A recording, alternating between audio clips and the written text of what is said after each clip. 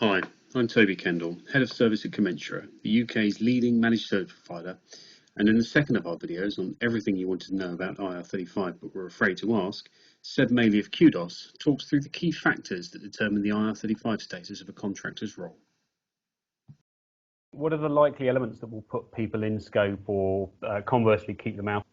Well, obviously we've got this major change in responsibility, and a lot of the change in the mechanism of how the legislation works. But actually, the fundamental elements of how you determine status have not changed.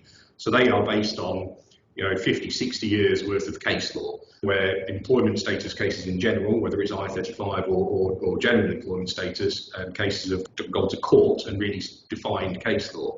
Whilst the responsibility is changing, this isn't a new, the determining rules have not changed. That's something people need to be aware of. This isn't a new piece of legislation.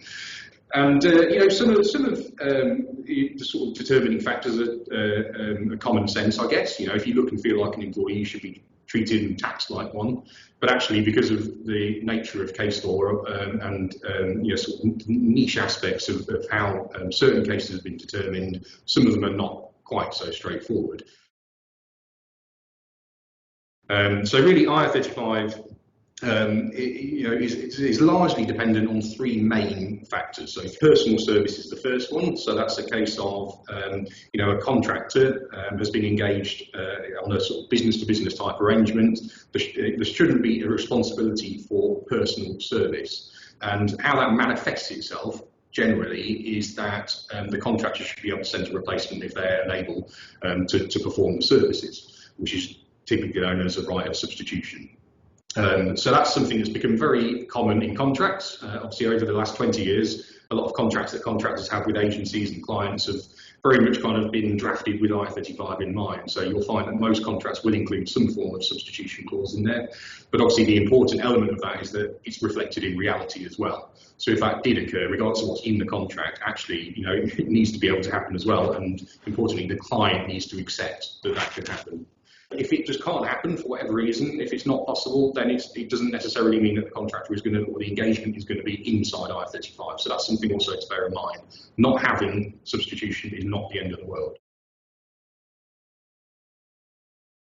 Control really is the next element. You're engaging an independent expert or an independent resource. You shouldn't have the right to control how they go about providing their services. So a lot of control is about the method of work, and kind of an independent external contractor shouldn't be supervised and managed in the same way that you would manage an employee.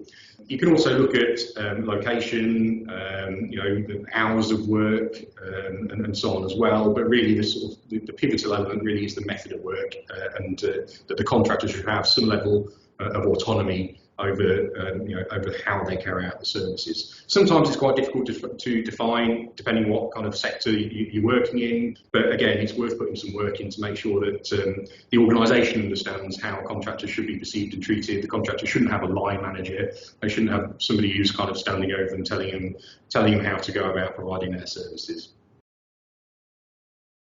And then the third main one really is mutuality of obligation, which is probably the most confusing one of the lot. And that's one that for years and years, HMRC themselves have found quite difficult to grasp. But really it's about the case of there shouldn't be an ongoing obligation to provide or offer services from either side.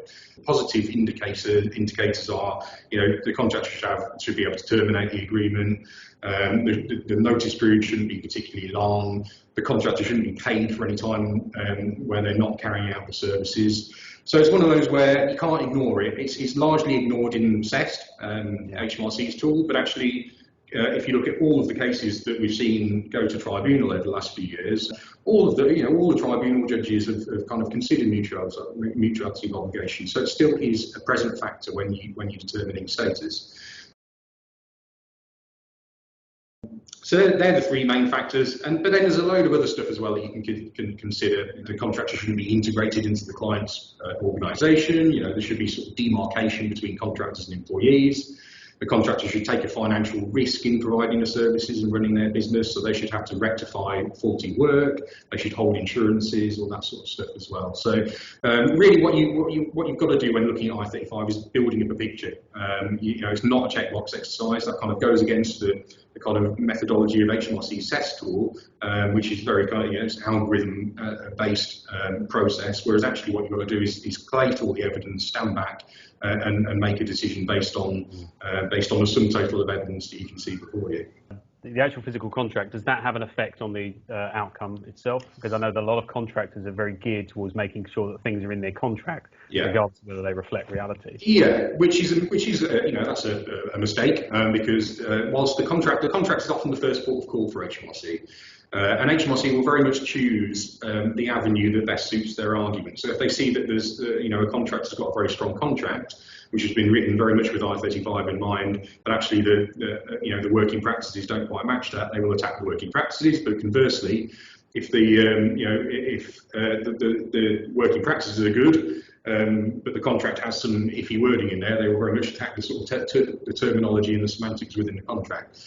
So it is important, but as you say, contractors have become very, very kind of used, I think, to submitting their contract for an assessment, submitting it for a review, and I think that's something that should always happen, but it maybe does create a bit of a false sense of security. You've got to remember that what happens in reality is really the important, that's the crux of the issue. And in the context of the change in legislation, we're talking contracts throughout the entire supply chain. So it's not just the contract that an agency holds with the contractor, but it's also anything in between, and the ultimate kind of upper level contract between the client and the agency or MSP. Yeah. So HMRC will go through the contractual chain. We've seen instances of that happening in the public sector where the lower level contract might be fine, the upper level contract might be fine, but actually there's something in the framework agreement which suggests, for instance, that substitution is restricted, and HMRC will pick up on that and say that that is a major issue. So it's important for organisations to make sure the entire contractual chain is strong from an IR35 point of view. And I guess the obvious thing there is that that's harder for an organisation that doesn't have a managed service in place, where they're contracting with individual recruitment agencies or individuals themselves as company contractors. Making sure that process being standardised must be much harder for them. It is, and we've seen that certainly in the lead up to the April this year, when obviously a lot of companies have done a huge amount of preparation. It was far easier for those who had that kind of MSP type relationship to have more kind of more control over over the general compliance of their arrangements. Whereas, as you say, if there's a complete kind of spread of agency contracts or direct engagements, it does make it a lot more difficult to have oversight and control over the written agreements. That's the end of our second video on everything you wanted to know about IR35 but were afraid to ask. In the next video, I'll be asking Seb about QDOS and to tell us how they've been helping customers and contractors navigate the complexities of IR35.